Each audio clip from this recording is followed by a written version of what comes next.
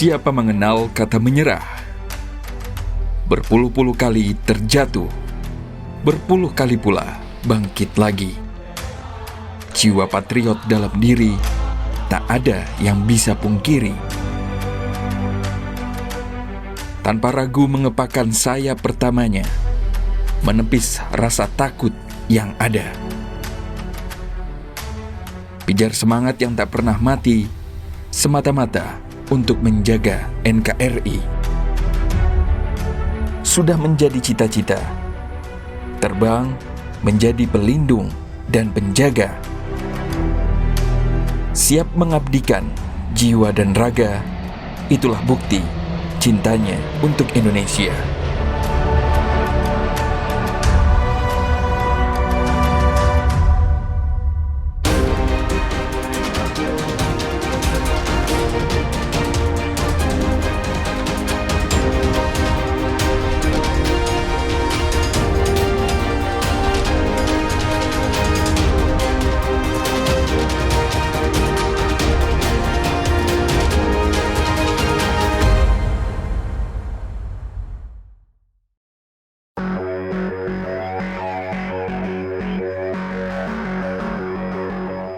Untuk menjaga kedaulatan negara kesatuan Republik Indonesia, maka dibutuhkan prajurit-prajurit terbaik Indonesia.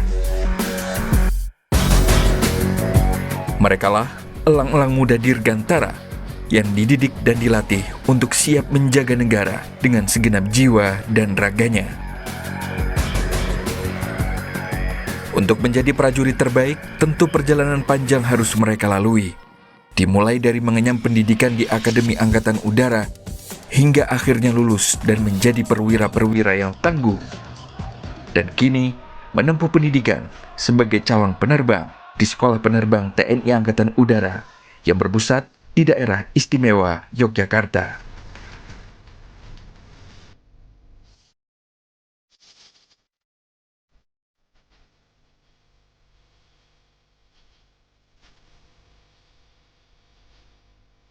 Sekolah Penerbang TNI Angkatan Udara di bawah naungan Wing Pendidikan Terbang Lanut Adi Sucipto adalah pusat pendidikan bagi para calon penerbang muda Indonesia. Di tempat inilah para penerbang-penerbang muda terbaik dilahirkan. Para prajurit akan dipersiapkan untuk mengawaki alutsista agar siap menjaga kedaulatan negara di angkasa.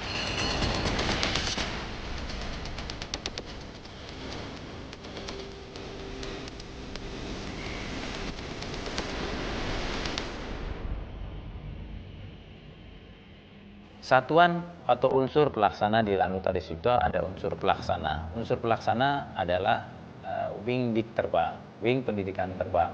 Di mana di dalam Wing Pendidikan Terbang masih terdapat unsur skadron pendidikan seperti skadron pendidikan 101, skadron pendidikan 102, skadron pendidikan 104, skadron pendidikan 105, dan Skatek 043 sebagai pemeliharaan. Selanjutnya, untuk eselon pembantu, kita memiliki 4 kepala dinas, yaitu Kepala Dinas Operasi, Kepala Dinas Personil, Kepala Dinas Logistik, dan yang terakhir adalah Kepala Dinas Potdirga atau Potensi Dirgantara.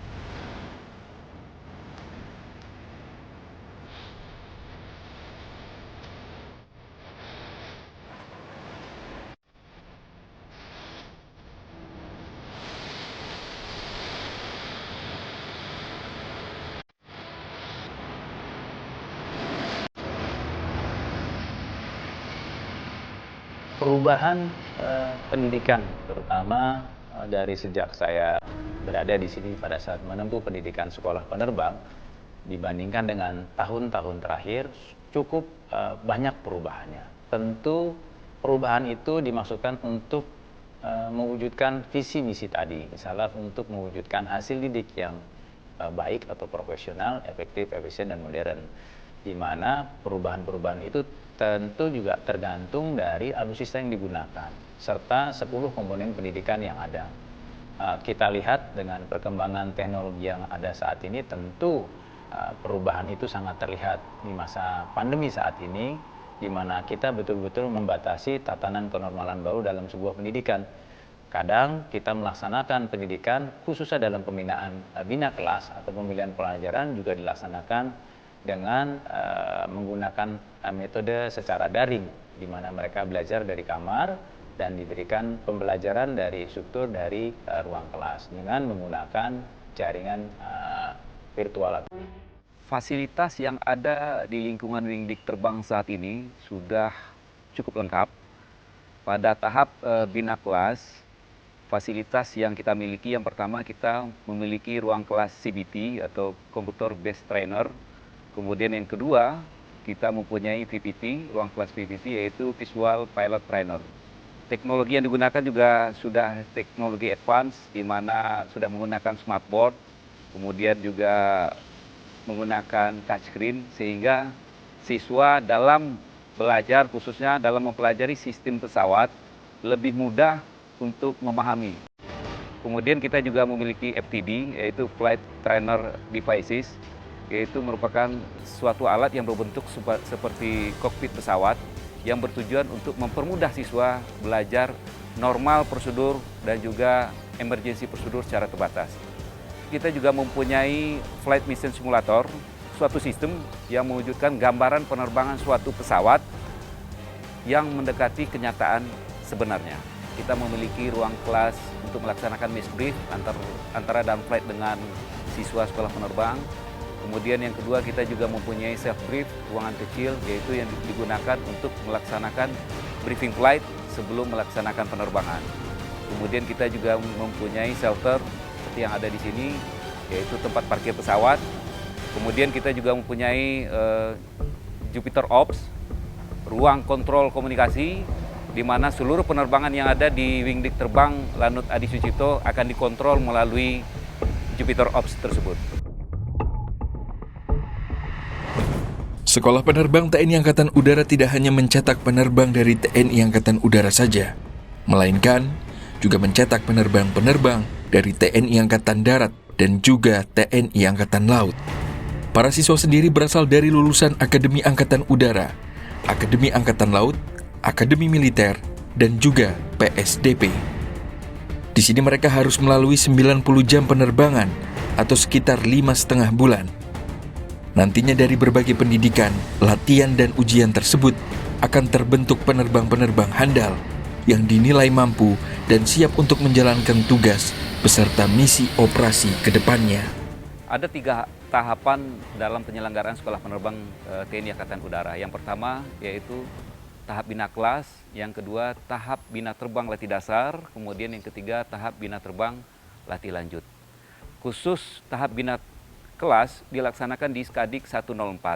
Pada tahap bina kelas ini, para siswa mempelajari seluruh materi pelajaran yang akan nantinya digunakan dalam operasional penerbangan. Mulai dari teori penerbangan, kemudian sistem pesawat, kemudian pelajaran-pelajaran yang lain yang berkaitan dengan operasional penerbangan. Setelah mereka dinyatakan lulus, masuk ke tahap kedua, yaitu tahap bina terbang latih dasar. Tahap bina terbang latih dasar dilaksanakan oleh Skadron Pendidikan 101, di mana pada tahap ini menggunakan pesawat Grop. Kemudian dilaksanakan penjurusan untuk latih lanjut. Terdiri dari 2, yang pertama adalah bina terbang latih lanjut pesawat fixed wing dan bina terbang latih lanjut pesawat rotary wing. Khusus untuk fixed wing dilaksanakan oleh Skadik 102 menggunakan pesawat KT-1, dilaksanakan di sini di Yogyakarta. Kemudian bagi siswa Sekbang yang masuk penjurusan pesawat rotary wing dilaksanakan di Skadron Udara 7 Lanut Surya Dharma di Kalijati. Setelah lulus 3 tahap ini, baru siswa dinyatakan selesai dan selanjutnya kita laksanakan Wing Day ataupun penutupan sekolah penerbang. Untuk kemudian mereka kita kirim ke satuan-satuan operasional, baik yang ada di TNI Angkatan Udara maupun di lingkungan TNI. Dalam penilaiannya terdapat 3 aspek penting yang digunakan untuk menentukan penjurusan siswa sekolah penerbang, yaitu aspek bina terbang, psikologi, dan juga minat siswa itu sendiri. Contohnya pada aspek bina terbang, untuk menjadi penerbang tempur, maka siswa harus menguasai keahlian aerobatik, formasi, dan juga navigasi ketinggian rendah. Jika ingin menjadi penerbang angkut, keahlian yang harus dimiliki antaranya adalah terbang instrumen serta navigasi jarak sedang dan jauh. Khusus untuk penerbang helikopter, keahlian yang harus dimiliki adalah aerobatik dan juga navigasi ketinggian rendah. Aspek-aspek itulah yang akan menentukan apakah nantinya siswa akan menjadi penerbang pesawat tempur, pesawat angkut, ataupun helikopter. Dalam penjurusan, yang pertama kita perlu ketahui adalah bahwa mereka akan dijuruskan berdasarkan speed dan kemampuan manuver pesawat yang berbeda. Katakanlah untuk pesawat dengan speed tinggi itu pesawat transport dan fighter, kita cari kira-kira siswa mana yang kemampuan berpikirnya juga mendukung untuk bisa mengambil keputusan dalam situasi yang cepat. Nah, dari situ kita bisa menentukan setiap siswa, kita sarankan apakah dia masuknya ke fighter, ke transport, ataupun ke rotary. Selain itu, yang perlu saya pertimbangkan juga adalah aspek minat mereka. Di sana mereka akan memilih sendiri kira-kira penjurusan mana yang sesuai dengan keinginan mereka. Selain itu, juga ada hal penting yang saya jadikan pertimbangan untuk aspek psikologi adalah performa saat mereka menjalani sekolah penerbang ini. Selama menjalani pendidikan, kondisi psikologi siswa juga merupakan salah satu aspek yang wajib diperhatikan. Psikolog memiliki fungsi yang penting bagi perkembangan para siswa Sekbang. Secara fungsi, psikologi itu sebenarnya punya 4 fungsi, yaitu untuk menggambarkan, menjelaskan, memprediksi, dan mengkontrol. Nah, di luar dari itu sebenarnya yang saya lakukan pertama kali ketika berhadapan dengan Sekbang adalah saya berusaha mendekatkan diri kepada mereka untuk jadi teman. Walaupun secara kepangkatan dan usia kita berbeda, tapi saya memposisikan saya bisa menjadi teman mereka. Mereka perlu terbuka kepada siapapun, entah itu kepada teman mereka, kepada saya, ataupun kepada instruktur. Dengan keterbukaan itu kita harapkan kita jadi aware terhadap kesulitan dia.